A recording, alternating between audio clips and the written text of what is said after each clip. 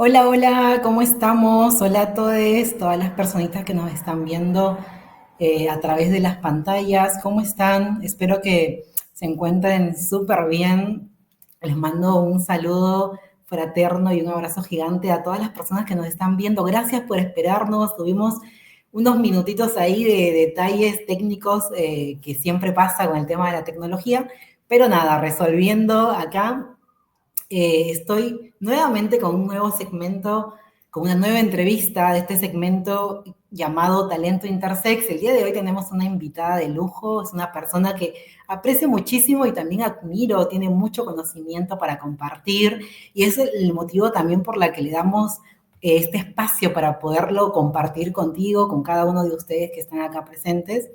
Eh, la entrevista de hoy se llama Memoria Intersex, Chuquichinchay y las cosmovisiones andinas de las vivencias intersexuales. Vamos a abordar un poco las raíces de nuestros pueblos originarios y cómo era la relación de las vivencias intersex en ese momento antes de lo que fue el genocidio llamado colonización que todos conocemos. Así que bueno, para ello estoy súper feliz de estar acá con ustedes y para eso le vamos a dar la bienvenida a Fe. Fe es una activista, es una amiga muy querida. Les voy a contar un poquito de ella. Majo Brizuela, más conocida como la Fe de Fénix, es una música y compositora, pero también estudiante investigadora en antropología de nacionalidad peruana-argentina. Es nacida en Córdoba, pero vivió su infancia y parte de su vida entre Lima y Cusco.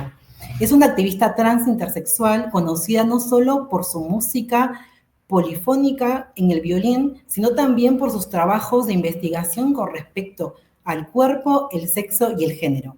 El día de hoy vamos a presentar una persona, una artista tremenda, completa y también una persona con mucho conocimiento, como les pude leer en su reseña. Así que nada, vamos a darle sin más preámbulo la bienvenida a Fe. Hola Fe, gracias por estar acá, gracias por aceptar nuestra invitación. Hola, muchas gracias por invitarme. Estoy realmente muy contenta de poder compartir con vos, Bea, y bueno, y con quienes están del otro lado de la pantalla, todas estas cosas que venimos tramando, pensando, hablando, investigando. Así que muy contenta.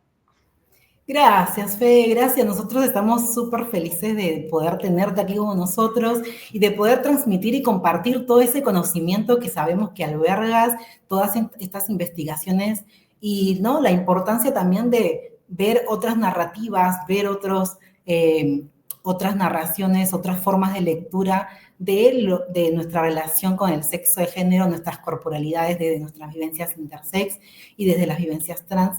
Así que bueno, nada, me encantaría que comiences compartiéndonos un poco de ti, de lo que haces, de lo que te dedicas, si quieres empezar por ahí. Bueno, yo empecé. Mi rubro ha sido la música estos últimos 15 años. Empecé muy chica, entre los 14 y los 15 años, a tocar el violín, a componer. Desde antes hacía teatro, así que la performance y el teatro siempre me han acompañado. Y bueno, la antropología aparece en mi vida yo creo que siempre estuvo, ¿no? Como que al crecer en Perú, si bien nací en Córdoba, acá en Argentina, hice la primaria allá y luego volví cuando tenía 19 años y me quedé unos 3 o 4 años por Cusco. Era inevitable el contacto con los museos, las vasijas, la historia, ¿no? Y algo que todos hemos escuchado siempre de familiares, de dirigentes políticos, indígenas, como de esas voces más autorizadas para hablar, incluso yendo a los cronistas más antiguos, de que en el Imperio Inca o en la antigüedad lo maricón no existía, lo LGTB es un producto moderno de la colonización, lo trajeron los ingleses, luego no, los trajeron los yanquis y se han ido peleando y tirando la bola diciendo, acá nunca pasó esto lo trajeron de afuera, acá era la luna útero, el sol lo masculino y fin de la historia, ¿no? Y cuando íbamos viendo desde muy niñas, chicas, con mis compañeras, mis amigas, amigos de la primaria, ¿no? Tan chicas, veíamos que habían vasijas homoeróticas de la cultura moche y decíamos, pero acá no concuerda la narrativa, ¿no? Como que acá justo hay unas vasijitas, si las querés pasar por pantalla. Decía como que hay algo acá entre el registro arqueológico que tiene, estas vasijas datan del año 100 después de Cristo, en las que no concordaba con el relato de acá no pasó nada, ¿no? Y cuando yo le preguntaba a mi abuela me decía con toda, ella siempre tuvo mucho énfasis en mi infancia de que yo recuerde esta historia, de que no la ignore, de que yo nací acá, que mi sangre es inca, que mi sangre es indígena, que no me olvide nunca de esa parte mía, pero como todas y todos, después de todos los procesos de blanqueamiento, ¿no? De civilización, de, de blancura, de dejar el lugar de origen, de dejar las costumbres, de dejar el cholaje y convertirse en una limeña hegemónica, me decía, lo que pasa es que los moches eran medio animalitos. Entonces por eso hacían esas cosas. Después cuando vinieron, ya los incas eran un poco más civilizados, me decía mi abuela. Entonces de muy niña ella trataba de darme el mismo discurso que Pizarro, ¿no? Que era esa imagen del imperio, del imperio inca, del reino antiguo del Perú, blanqueada, donde no había ni homosexualidad, ni hermafroditas, pero bueno, vamos a la historia y empiezan a haber un montón de datos como Huamampoma de Ayala, después está Santa Cruz de Pachacutic, que eran cronistas del año 1600 que relatan en distintos momentos de sus crónicas, vale la pena recordar que son de familia inca, pero educados como españoles, entonces, la cultura inca no tenía escritura, el quechua no tiene escritura, muchos pueblos indígenas no la tienen, entonces ha sido la forma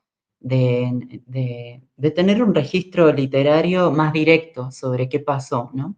Después hay otros cronistas que son conquistadores, militares, y que obviamente van a usar otro lenguaje, otra perspectiva y otro tipo de datos sobre los hechos, porque la historia siempre es construida por la subjetividad del historiador, con recortes personales de su propio interés. Entonces, nunca es eh, finita, es infinita, es inabarcable, tiene un montón de matices que se escapan, ¿no?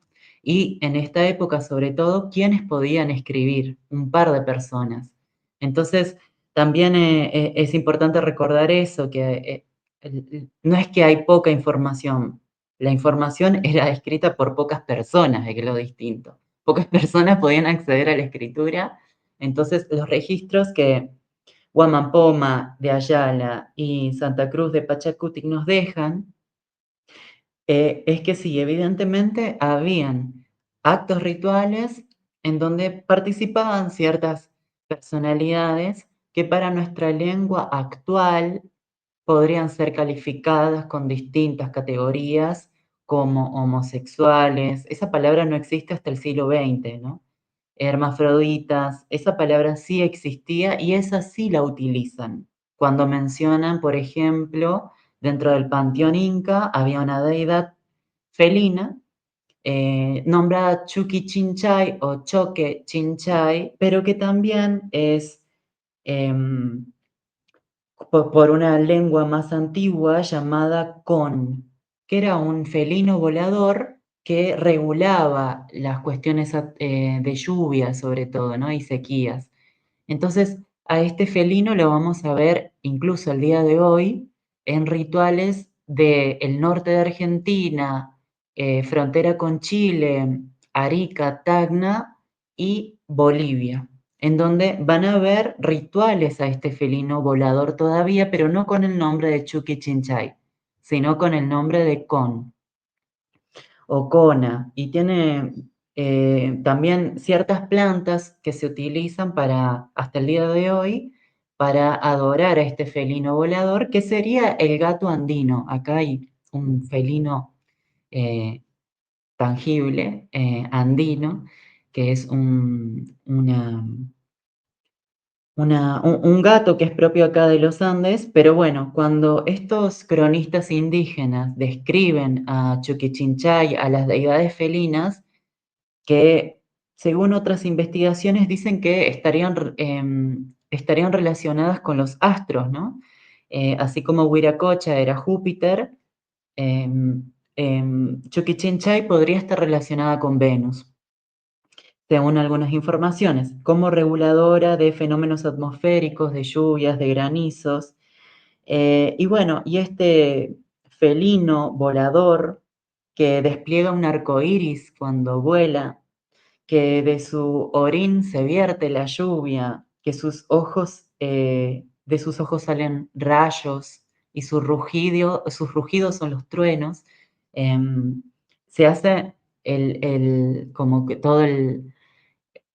las culturas precolombinas hacen del uso del felino hasta en culturas que han estado acá en Argentina, que no han sido solo propias de Perú, ¿no? Acá en Argentina, después de la conquista del desierto en 1879, que empieza y termina en 1886, se extinguieron a una cantidad increíble de pueblos que vivían acá, pero sin embargo, por los que escribían la historia, eran descritos como unos pocos.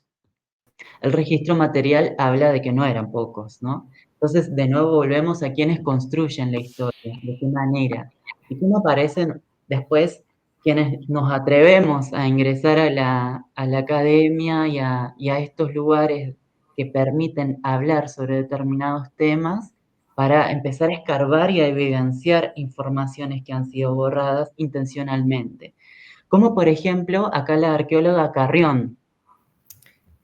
La arqueóloga Carrión es mencionada, ahí va a aparecer su foto en la pantalla. Ella, bueno, es una arqueóloga que en Perú tiene muchísima importancia porque ella va a ser una de las primeras que va a trabajar, primero siendo una mujer, ¿no? Lo cual es muy importante destacar, pero ella, junto con el etnólogo, el doctor Arturo Jiménez Borja, que, con quienes acompañaba sus expediciones arqueológicas, Arturo Jiménez Borja va a decir que ella, cuando escarbaba una vasija homoerótica, le estrellaba contra el piso, ¿no? Entonces, otra forma de construcción de la historia, no es que no hay datos, no es que no hay, que faltan registros arqueológicos, han sido rotos. Incluso Pizarro, cuando habla en las crónicas, también habla de lo mismo, ¿no? Acá no había, no pasaba nada, pero los españoles cuando veían algo se enojaban mucho. Y así, ¿viste? Como que hay unos retazos de que sí por todos. Bueno, Claro. acá esta mujer se especializó en la cultura chavín y la cultura paracas.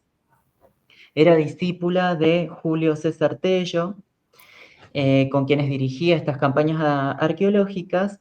Y esta mujer, arqueóloga, era Rebeca Carrión de Cachot, era hija de un coronel, dato no menor, ¿no? Hija de un coronel del ejército peruano y también hija de Isabel Cachot, que era una concertista y compositora. Bueno, en la Universidad de San Marcos hace el bachillerato en letras y luego colabora con Tello en estas investigaciones arqueológicas que tuvieron publicaciones en el año 1923.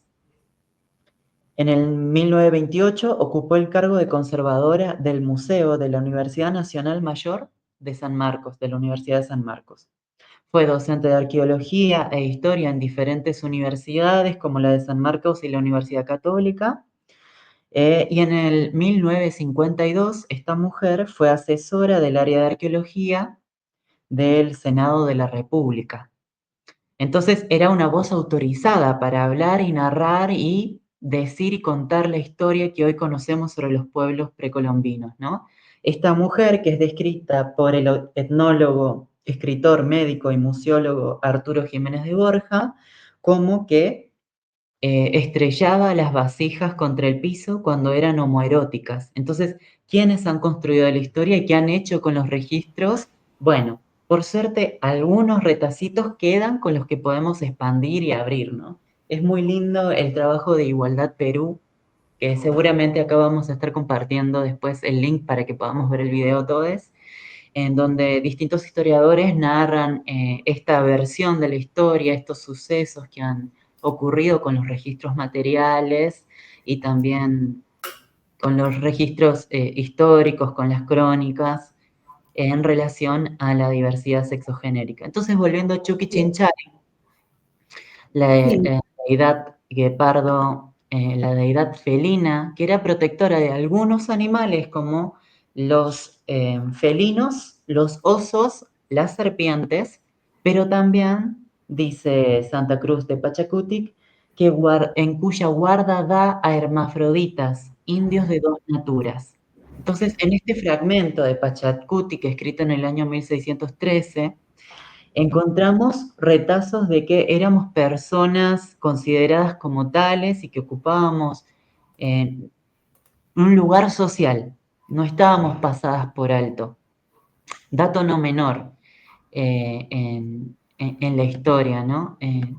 Entonces, bueno, lo que yo quería acá, como que nos detengamos a hablar sobre esta cuestión histórica, era que bueno, como no podemos tener más información que esta, es escasa, sin embargo, hay mucha información de cómo han sido rotos estos fragmentos históricos, ¿no? Cómo han sido destruidos y también cómo historiadores y cronistas, como Pizarro, han tratado de mostrar una imagen heterosexual del antiguo Perú y también, evidentemente, los científicos, arqueólogos y antropólogos de la década de los 50 también han hecho un esfuerzo muy grande por mostrar una historia heterosexual del Imperio Inca, ¿no?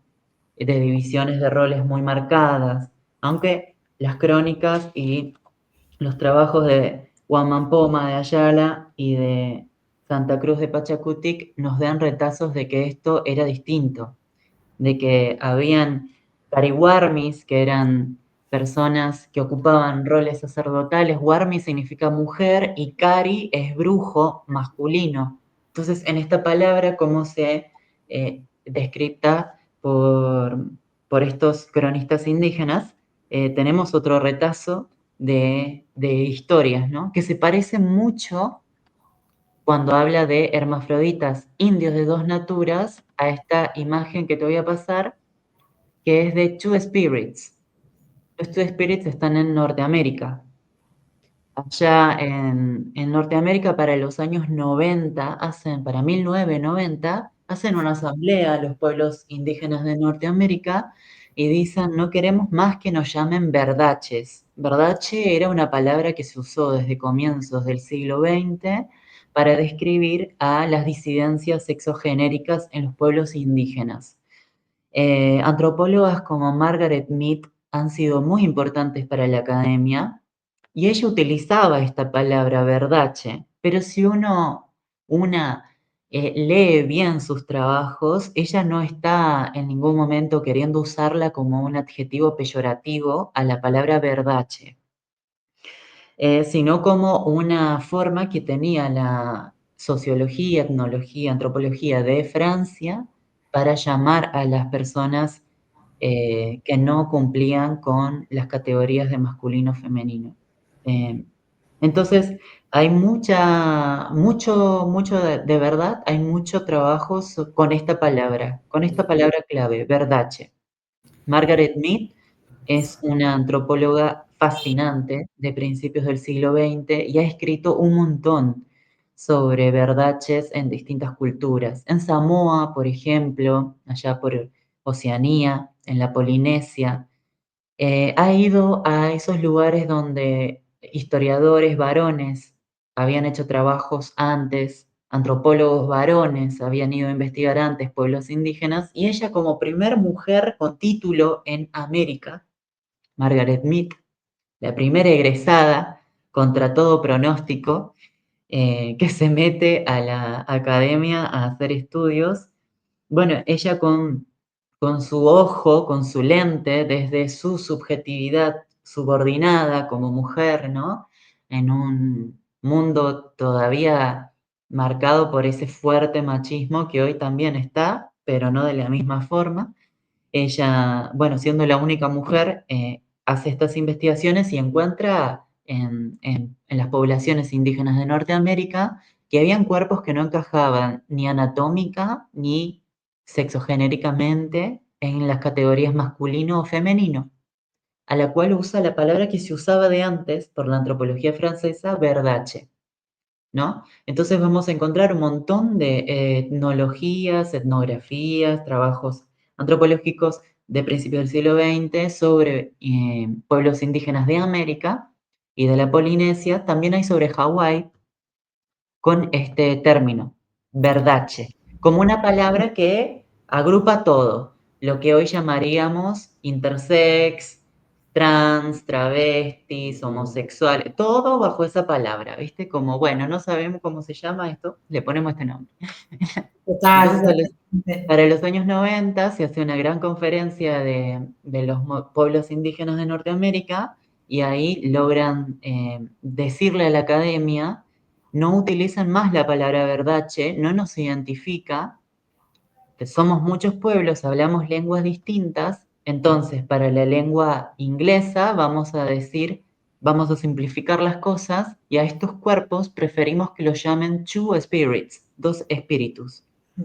Si te das cuenta, es exactamente lo que está diciendo Guaman Poma de Ayala y Santa Cruz de Pachacuti cuando hablan de Chuquichinchay, indios hermafroditas de dos naturas, ¿no? La definición es la misma. Entonces, bueno, si vamos más atrás de la historia, vamos a encontrar todavía más cosas. Por ejemplo, em, gran parte de, o sea, América se puebla hace 16.000 años, ¿no?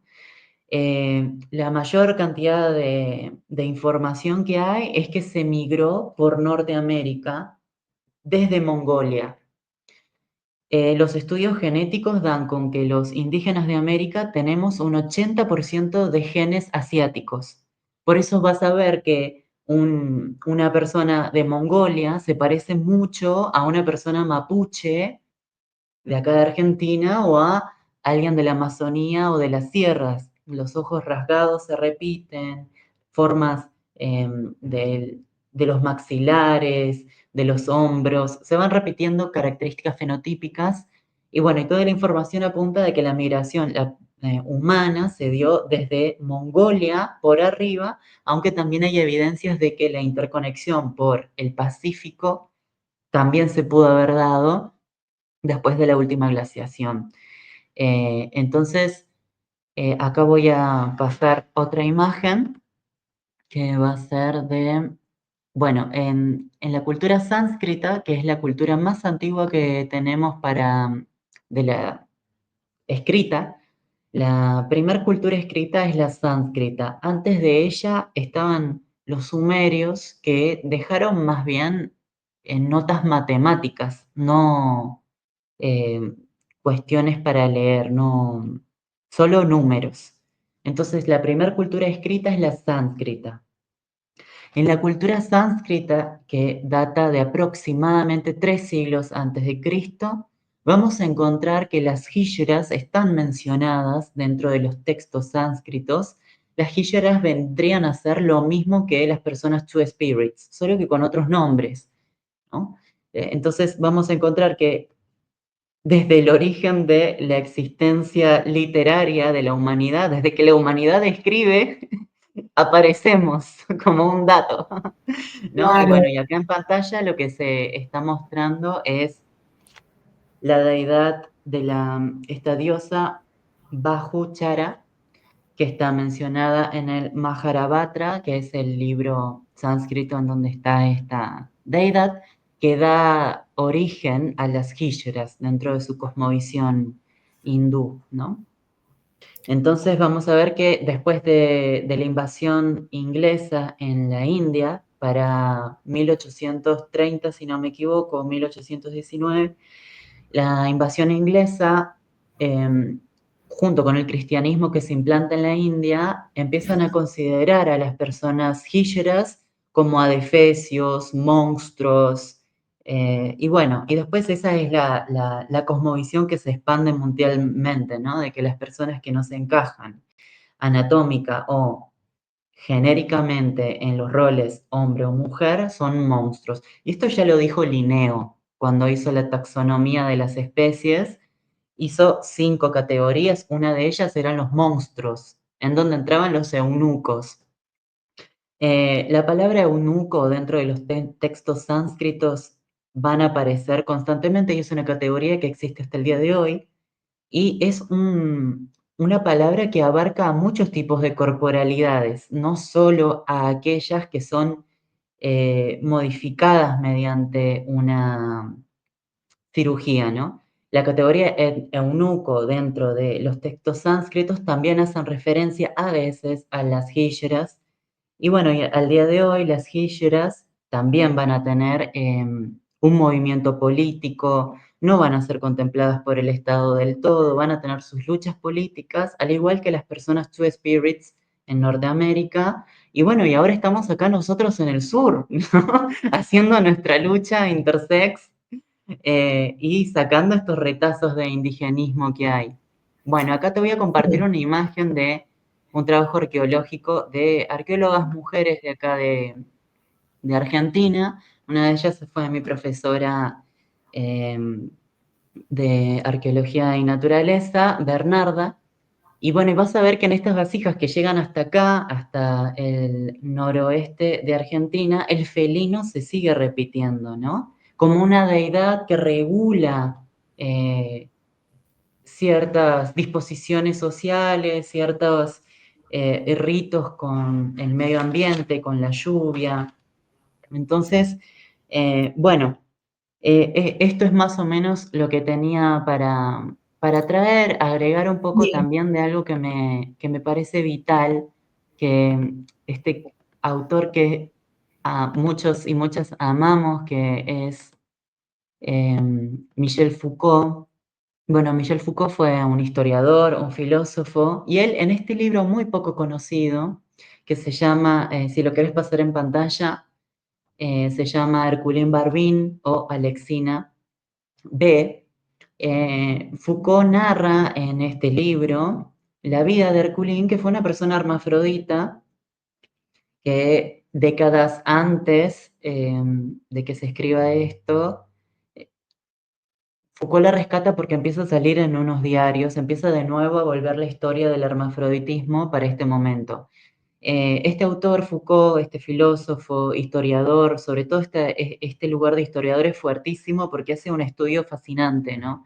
Foucault nace en Francia a principios del siglo XIX y muere a finales de 1980. O sea, esta persona lo vio todo, vio desde el campo, la industria, las máquinas, y entonces sus investigaciones son muy ricas porque no solo habla de cómo la arquitectura condiciona a las formas de ser de las personas, esto en vigilar y castigar, cómo las personas no actúan naturalmente porque sí, sino que son reguladas por entes con poder que les dicen cómo actuar, ¿no? Si uno se desviste en la vía pública, te meten preso, por ejemplo, ¿no? Entonces, ante las prohibiciones, las personas van a ir modificando sus formas de ser. Entonces, bueno, Foucault no solo tiene un trabajo sobre esto que es muy interesante, sobre el panóptico, las cárceles, sobre lo prohibido, sobre la sexualidad, sobre la heterosexualidad, no como una forma de sexualidad, sino como una imposición política. No es una forma de sexualidad la heterosexualidad para Foucault es un régimen político, ¿no? Y bueno, y él habla acá en este libro, Herculín Barbín, conocida como Alexina B., que fue una persona hermafrodita que en este momento en el que empieza a ver la obsesión, dice Foucault, que en la Edad Media empieza a haber una obsesión de la humanidad con categorizar el sexo verdadero. Antes de la Edad Media no estaba esa obsesión en Europa y las personas hermafroditas tenían hasta una categoría médica y jurídica. Y acá te paso la imagen de la estatua de Hermafrodito Durmiente que actualmente está en el Museo del Louvre. Hermafrodito Durmiente actualmente tiene su estatua en este Museo del Louvre. Es el hijo de Hermes y de Afrodita. Para allá, para Europa, la cultura griega tiene 2 siglos antes de Cristo, y estamos hablando de que la sánscrita es más antigua, ¿no? La sánscrita es la primera cultura escrita, ¿no? Después, los griegos y los romanos en su panteón de dioses, bueno, en algunos momentos se menciona a Hermafrodito Durmiente como la historia del hijo de Hermes y de Afrodita, que trata de explicar a nuestros cuerpos hoy, ¿no? Como la existencia, bueno, ¿por qué existimos? Entonces tenemos también estos retazos arqueológicos e históricos de que hemos estado en todas las culturas, en todos los lados del mundo, ¿no? Es como algo que incluso escapa a la humanidad, y afortunadamente hay gente en la biología y en la genética que está haciendo investigaciones sobre estas cuestiones, como Margaret McCarthy, quien dice que no es una cosa humana, es una condición, una variación mamífera. Los mamíferos tenemos la posibilidad de tener variaciones en los órganos sexuales, pero después cuando ella es genetista, ¿no? Después cuando vemos los trabajos de biólogos y biólogas que están haciendo su trabajo, también se expande hacia los reptiles, hacia todos tipos de animales y plantas tienen variaciones. Entonces esta idea binaria de macho y hembra ni siquiera se puede justificar científicamente, ¿no? Es una forma, como diría Foucault, de domesticación política, ¿no? De domesticar los cuerpos, domesticar el pensamiento. Y bueno, el pensamiento, con qué llenamos nuestros pensamientos, va a decir Lévi-Strauss, un antropólogo muy, muy, muy interesante que ha aportado muchísimo a la antropología, de que cómo se estructura lo que tenemos por conocimientos va a estructurar nuestras formas de actuar, lo que está diciendo también Foucault de alguna forma, ¿no? Entonces, cómo entendemos las cosas o qué informaciones tenemos también es cómo miramos al mundo y a la vida. Entonces, bueno, acá Foucault, cuando Sí, habla de esta historización de que en la Edad Media los cuerpos hermafroditas empiezan a ser considerados monstruos, coincide perfectamente los datos con todo, ¿no? La conquista de América con los españoles, empiezan a haber estas disidencias, se rompen vasijas, se tiran abajo templos. Después hay otros retazos de historia que, incluso de historias oficiales, que, como Pizarro, que decía que si los incas veían a sodomitas, los tiraban a los perros, para que se los coman los perros. Sodomita es otra forma de categorizarnos para las crónicas y la historia durante muchísimo tiempo, ¿no? Sobre todo durante la época de la conquista. Entonces, sí, van a ver incluso estos retazos, ¿no? Pizarro diciendo, entre los incas no había, pero si había, se los comían los perros, ¿no? claro, totalmente, ¿no? ¿Cómo es que, me encanta cómo es que pudiste hacer como eh, eh, traernos toda esta información de diferentes culturas, ¿no? Desde la existencia de la diversidad sexual, de género y diferentes tipos de diversidad puesta en diferentes culturas, en diferentes zonas, que ni siquiera de repente estaban interconectadas, sino que era algo de manera natural que se daba en estas poblaciones originarias y cómo es que de alguna manera también después del colonialismo es como se intenta, ¿no?, borrar, cubrir, pero de alguna manera sigue saliendo y que estos pueblos que, fueron borrados o que hubo ese intento de borrado de nuestra historia, de esta memoria. A pesar de ello, hasta el día de hoy, ¿no? Siguen como reclamando y reivindicando su propia existencia. Totalmente, me parece interesantísimo. Definitivamente tenemos frente a nosotros muchísimo conocimiento contigo, Fe. Estoy súper feliz de que nos compartas tanto. Me encanta la parte en la que me cuentas cómo es que tu abuela reproducía incluso esta narrativa desde la, ¿no? Esta narrativa que le contaron desde la parte colonial. Y es como, bueno, cómo es que se fue reproduciendo así y que tú en este proceso de investigación y como antropóloga fuiste también como desmembrando un poco eso y tejiendo diferentes narrativas que te fueron dando luz respecto a lo que realmente, ¿no? Nosotros como personas en la diversidad fuimos, y eso, recuperar esa luz, recuperar esa memoria, esa historia, nada, como lo que decías, es irla tejiendo, es irla buscando, porque realmente hubo un intento tan grande de borrado que nos queda como arañar la tierra para intentar encontrar incluso estos personajes y estas personas que cuentan a partir de ello, ¿no? Y el acceso, por ejemplo, a antropólogas o a mujeres en esta historia, abarcando la interseccionalidad de las violencias, el machismo y demás.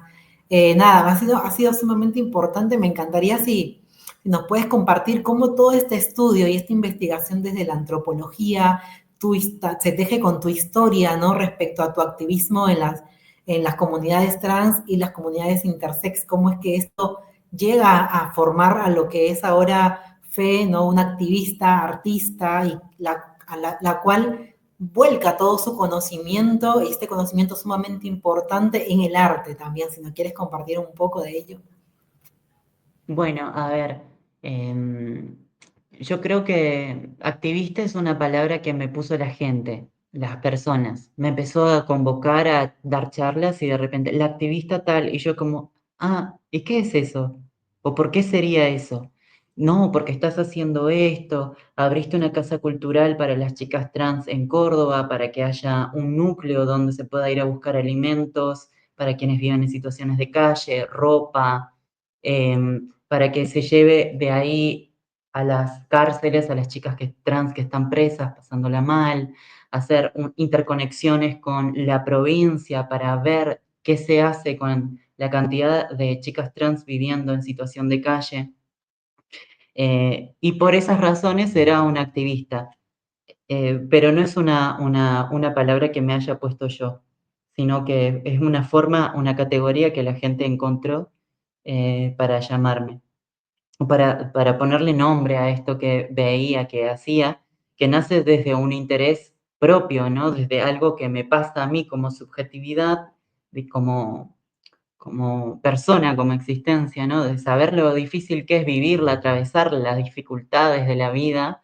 Y no es que yo estaba en una situación privilegiada como para decir, abro una casa cultural. No, yo con las herramientas que tenía fui tejiendo, hablando, che, mirá, hace falta esto, ¿qué tal si hacemos aquello otro? Y bueno, y Casa 13 en Güemes tuvo la posibilidad de abrirse para este proyecto que escribí y se pudo hacer todo esto. Pero antes de Casa 13, siempre estuve habitando espacios que se llaman de militancia feminista, porque me parecían lugares mucho más amables que la calle, que la esquina, ¿no? Las mujeres trans tenemos dos posibilidades, quizás menos, quizás solo una, ¿no? O la calle o te quedas adentro de tu casa y si no te aceptan, fingís demencia hasta que en un momento explotás o te suicidas o cambias tu género siendo una persona adulta, ya con títulos, que es uno de los, son casos cada vez más comunes, ¿no? De personas que aguantan en el núcleo familiar y después ya cuando se recibieron y tienen trabajo, deciden transicionar para no tener que vivir la expulsión. Que esa expulsión no es solo de tu familia, es una expulsión social muy grande. Acá en Córdoba, particularmente, fue hasta el año 2016 que a las mujeres trans nos metían presas por caminar en la calle, ni siquiera estar haciendo nada, solo caminar por la calle, salir del colegio con la carpeta y que te pare la policía. pida los documentos y si les parece chistoso llevarte y divertido, te llevaban, te paseaban, te desnudaban en las comisarías, te sacaban fotos, siendo menor de edad y vestida como un estudiante de secundaria, ¿no? No en botas, minifalda ni nada de eso, que eran las razones por las cuales te llevaban, ¿no? En las historiales de la policía se escribía eso: escándalo público, vestimenta incorrecta. Una de las cuestiones por las que te metían hasta 3 meses en prisión era por falsificación de identidad, decir un nombre que no coincidía con tu documento. Si bien la ley de identidad de género acá en Argentina data desde el año 2012, si no me equivoco, hasta que algo realmente se instale, demora muchísimo tiempo. Entonces, por razones de subsistencia y de entender de que las cosas no se hacen solas, se hacen tramando con otras, es que me parecía mucho más ameno ocupar espacios como el asentamiento Fernse, el deleite de los cuerpos, con Noegal, con el Eduardo Matio, que son actualmente profesores de la academia. A Mauro Cabral también lo conocí en ese momento, él estaba en Casa Caracol, que era un espacio acá en Córdoba, que lo llevaba a cabo una mujer trans muy importante para la historia cordobesa, que se llama Maite Amaya. Ella fue como mi tía, quien me formó políticamente, históricamente. Ella también estudiaba antropología, bueno, y no pudo recibirse, falleció hace unos años, pero ella me enseñó y me nombró por primera vez la palabra antropología y la palabra vos podés. No te quedes en la esquina, no salgas a hacer la tarea, vení, quédate acá conmigo. Entonces, como que no es algo que decidí como, ay, me voy a hacer militante, qué piola, activista. Fue como un ir viviendo la vida y viendo cómo hacer las cosas con otras, tejiendo. Entonces, bueno, así es mi activismo con la comunidad trans. Me empiezo a involucrar con los tratamientos hormonales, sabiendo porque mi familia materna, gran parte se dedica a la medicina convencional, ¿no?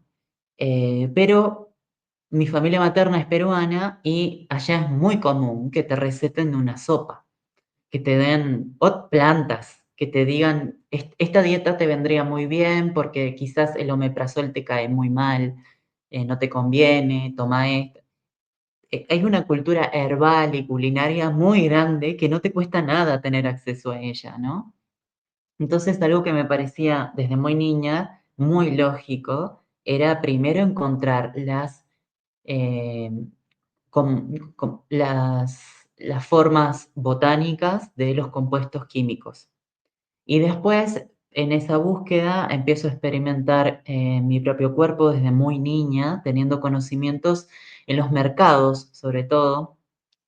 En los mercados siempre hay puestitos de curanderas, de yerbateras, de yerbateros, a donde uno va y consulta, ¿qué puedo tomar para esto? Y bueno, y ahí fui haciendo un gran eh, trabajo sobre plantas. He probado y testeado más de 200 plantas, pero en este trabajo que se va a compartir en pantalla, solo pude escribir sobre 48 plantas, porque no entraban. Me pedía la revista de Etnociencia, que es una revista de etnobiología de Brasil, que me escucha en un simposio en la universidad de acá, en la UNC, en la Universidad de Córdoba, de la Facultad de Ciencias Exactas. Me invitan a un simposio para hablar sobre estos procesos de hormonización orgánica y ahí expongo la cantidad de plantas que había probado y mis análisis de sangre que daban con los datos sanguíneos y los efectos de las plantas para ver si los estrógenos encontrados en alimentos y plantas realmente tenían un efecto en la sangre que sea notorio. Entonces, al ver que sí, que el efecto en la sangre se daba, que las plantas tenían ese efecto en la composición hormonal, la revista Etnociencia me convoca, me dice, escuchamos tu ponencia, queremos que publiques para nuestra revista. Y bueno, acepto, fue un año de corrección, recibir, enviar y así de corrección con la revista. en donde pude desarrollar un lenguaje que no es el que yo tenía, es un lenguaje completamente biológico, anatómico, en donde tuve que ponerme a estudiar muchísimo sobre epigenética, genética, y uso palabras que hasta ese momento yo no conocía, pero que tuve que aprender para poderle poner nombre a todos esos procesos biológicos que pasan con las hormonas. No importa de qué origen sea, si son botánicas o químicas, las hormonas hacen cambios en los cuerpos. Entonces, bueno, en esta publicación que van a ver en pantalla, acá para los vivos de Instagram, quienes no estaban en Facebook, se los muestro por aquí, el multiverso. En esta publicación, si querés, podemos darle play. Vamos a ver una lista a la mitad de esta publicación, en donde están todas las plantas y las fuentes de donde las saqué. Algunas son de curanderos, de curanderas, otras son de otras trans que me han dicho el aguaje, toma aguaje.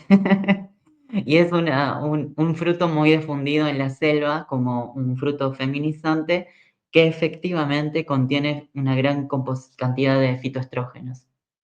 Entonces, bueno, en este documento que publiqué, narro mi historia corporal, cómo fueron los cambios anatómicos en relación a las hormonas, en donde salta el dato de mi intersexualidad en ese proceso de investigación. Hasta antes de hacer esa investigación yo no sabía.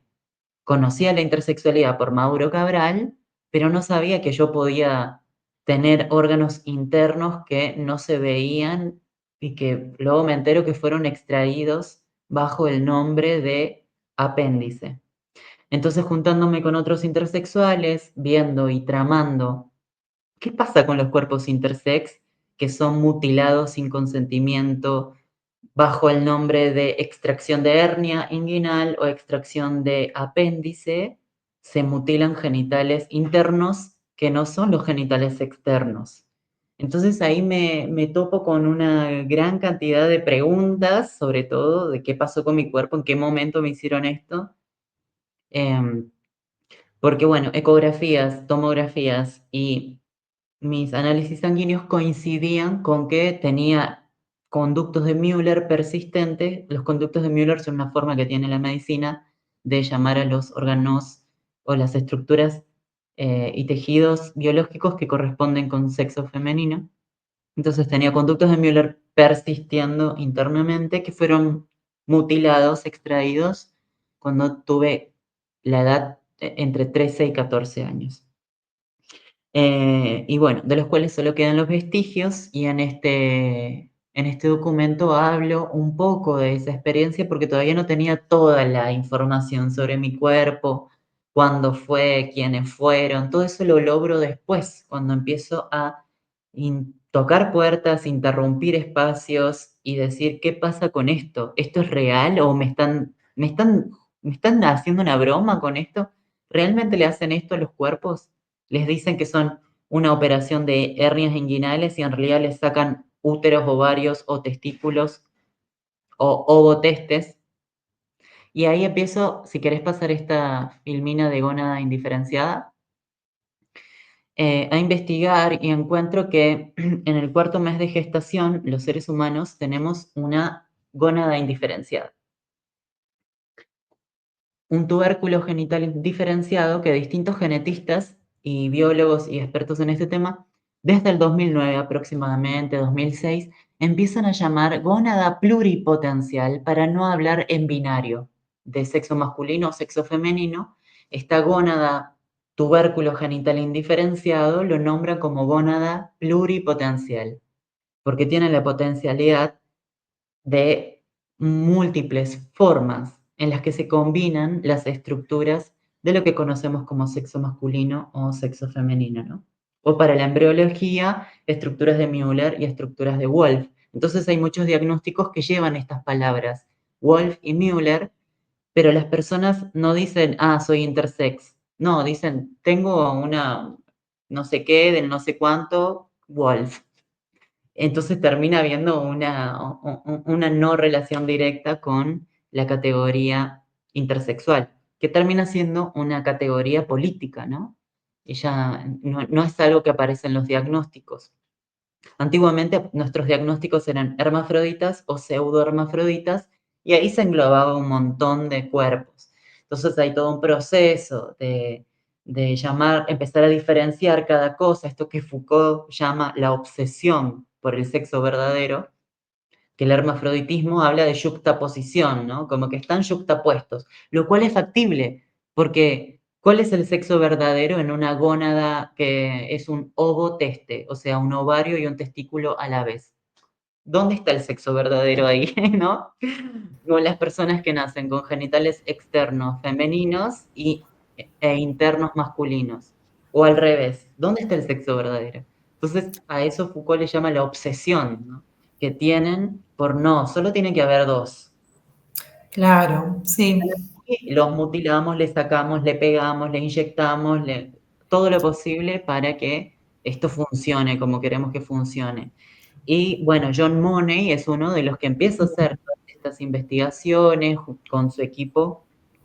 Bueno, John Money va a hacer en realidad es un psicólogo neozelandés, pero que empieza a trabajar en todo esto y era un fanático de Linneo, por eso su obsesión con la taxonomía, con esto es así, esto es asá, esto pertenece a este reino, este pertenece a este grupo, a esta familia.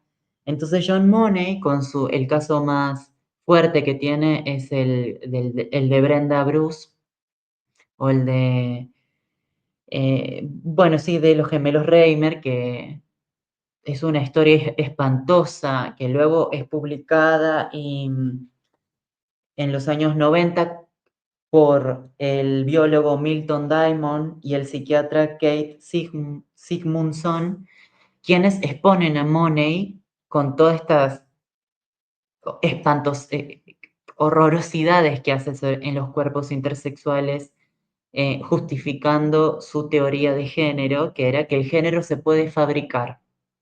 Si los genitales se acondicionan quirúrgica y o hormonalmente, y la familia genera las condiciones para hacerles creer al ser humano que es hombre o mujer y no otra cosa, el género se puede construir, ¿no? Pero se dice que de él hemos todavía usado las categorías que hasta entonces no se usaban. John Money es el que em, exporta la categoría género a lo masculino y lo femenino en lo humano.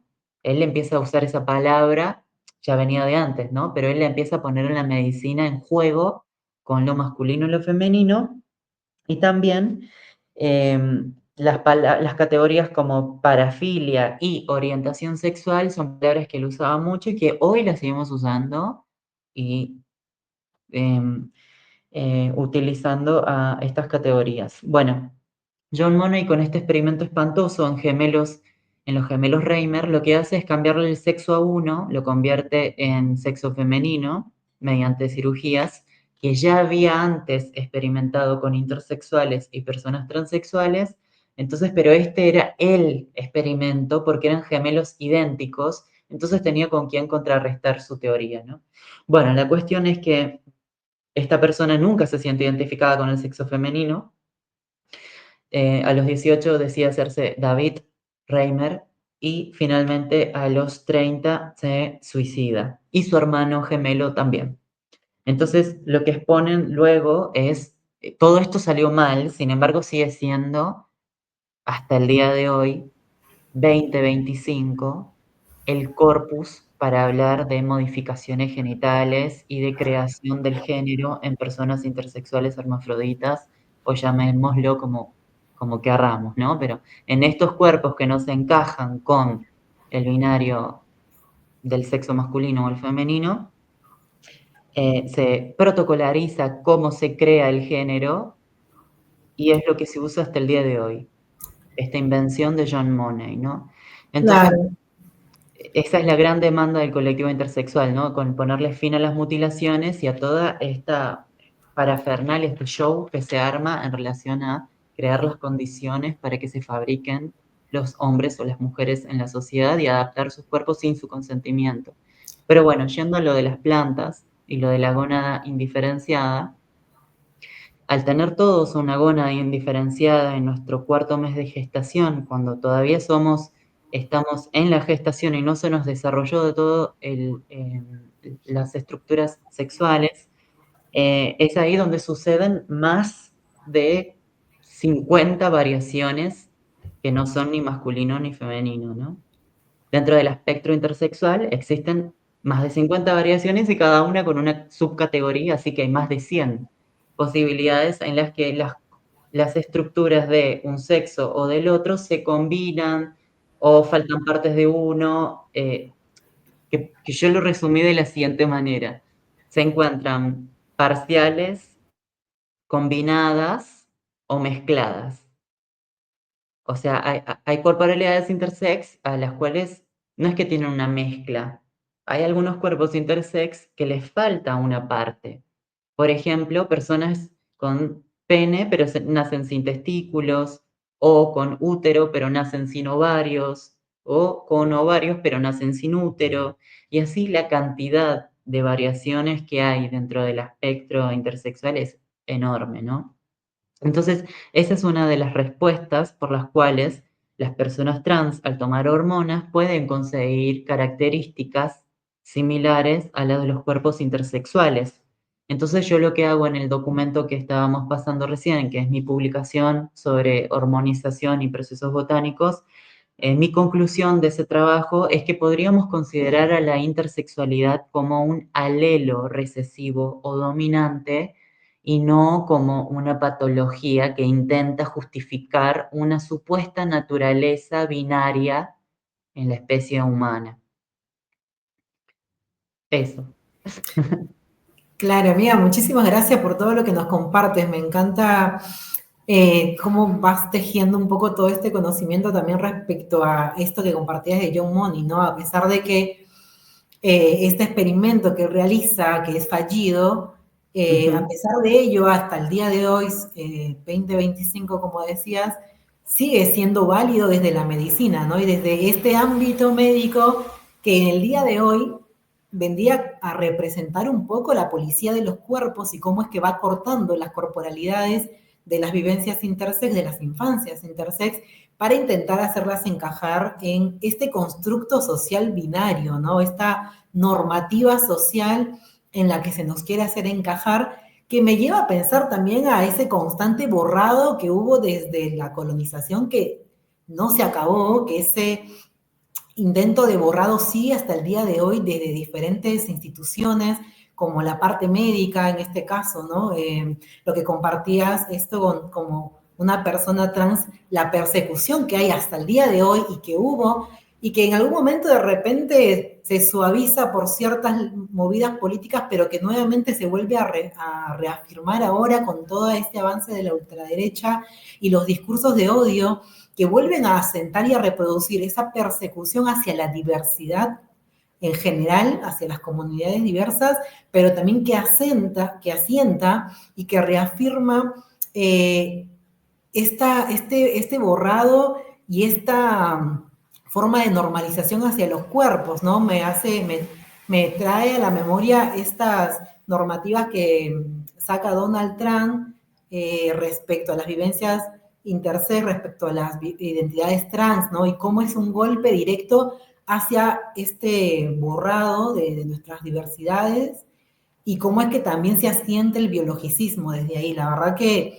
ha sido muy importante platicar contigo como una persona con identidad trans, como una persona que también vivencia una diversidad corporal intersex y cómo es que en este camino que vas recorriendo, vas tejiendo un poco todo este conocimiento que nos lleva también a esta postura política, ¿no? A decir, bueno, ¿qué estamos haciendo desde acá? ¿Cómo vamos enfrentando, ¿no? De cara a esto que nos está de alguna manera acercando, apretando y que nos intenta borrar constantemente desde estas posiciones políticas importantes, desde los estados y todas estas instituciones que constantemente nos intentan borrar. Así que bueno, muchísimas gracias. No sé si quieres cerrar con algo cortito como para despedirnos y ya como irnos despidiendo de las Sí, personas que nos están viendo. que tratando de hacer, bueno, y si en la antigua Grecia y también en la cultura sánscrita hemos tenido un reconocimiento eh, jurídico como personas con categorías y roles y existencia en los distintos pueblos, ¿no? Antes de la llegada acá a América, ¿cómo es posible que en algún momento la historia se dé vuelta, ¿no? Y es como lo que decía Foucault, empieza esa obsesión en la Edad Media y así encontramos, por ejemplo, unos de los textos buscando esto de, bueno, ¿y dónde nace este odio hacia lo diferente, hacia aquello que no encaja con lo masculino ni lo femenino? Y que luego llega acá con la conquista, ¿no? ¿En qué momento se gesta ese odio? Y acá encontramos un texto del año 1600 que dice el hermafrodito, dos puntos, a propósito de la monstruosidad en la obra de Cristóbal de Castillejo. Y dice así. Y así los romanos antiguos, lo que todos aborrecían eran los que nacían andróginos o hermafroditos, que son los que nacen con entrambos sexos, y que les parecía que eran pervertidores de la naturaleza y que eran significadores de alguna discordia, pues que el curso natural estaba confuso en aquella abominable geniatura. Si vamos a los textos sánscritos, o sea, desde que la humanidad tiene cultura escrita, los cuerpos hijras son descritos con poderes entre el cielo y la tierra. Cuando escuchamos a los indígenas norteamericanos hablar sobre los Two Spirits, escuchamos lo mismo, ¿no? Que son personas con poderes entre el cielo y la tierra. Y así en distintas culturas aparece como esta cuestión de que es un cuerpo que irrumpe algo, ¿no? Un cuerpo que pone en tensión eh, la forma en la que se relacionan las personas entre ellas y con el espacio, y con la lluvia, y con los poderes sobrenaturales o atmosféricos, los fenómenos atmosféricos. Entonces, bueno, llega acá la colonización, en el 1533 llegan al Cusco y pasa exactamente lo que está pasando ahí, lo que está, es como que si vamos juntando la historia, ahí hay un momento de gestación que parece empezar con con la gestación de la expansión del colonialismo en Roma, ¿no? Cuando se hace el imperio ahí, ¿no? Entre unos poquitos pueblos chiquitos con una forma de pensar muy pequeña, de repente abarcan el globo y se comen a todo, toda al mundo, ¿no? Y llegan a lo que es hoy. Así que bueno, para acotar eso, ¿no? Que hemos estado siempre, evidentemente, por datos fácticos, nuestra existencia está en todos los pueblos, en todas las escrituras, en todas las lenguas, y bueno, y las disposiciones que se van poniendo van cambiando de acuerdo a la información que la gente tiene sobre los temas.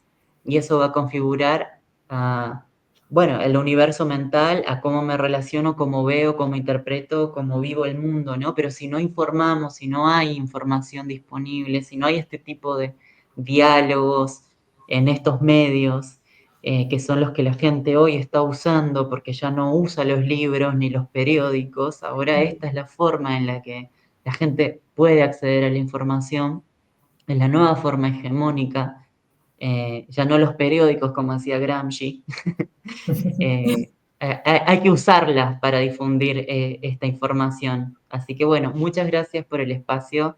Un saludo muy grande a Perú Intersex y espero que nos volvamos a ver y abrazar pronto.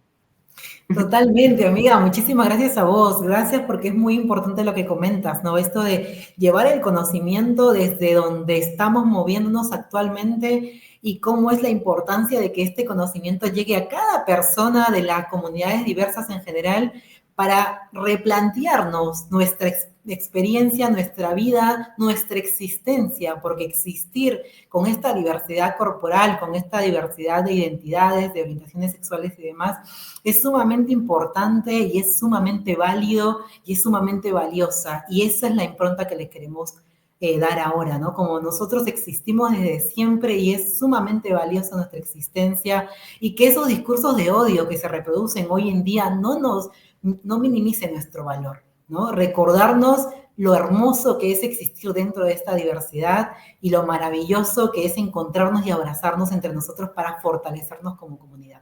Así que muchísimas gracias, Fe, por toda esta iluminación, por todo este conocimiento que nos has traído en este video cortito. Así que agradecemos muchísimo tu existencia, tu participación y el Gracias. tiempo que nos regalas para el día de hoy, para todas las personas que nos están compartiendo y las personas que nos van a llegar a ver seguramente luego. Así que nada, muchísimas gracias a las personas también que del otro lado nos están viendo. Ahí está Rosana mandándonos saludos, también Tabita nos está mandando saludos por las redes sociales. Gracias por vernos, compartan Acá esta también por información. Instagram nos están mandando muchos besos. Les mandamos también un abrazo y un beso. Gracias por conectarse. Gracias, totalmente gracias Gracias. a todas las personas y nada, hasta un próximo encuentro. Muchísimas Hasta gracias. un próximo encuentro. Nos vemos.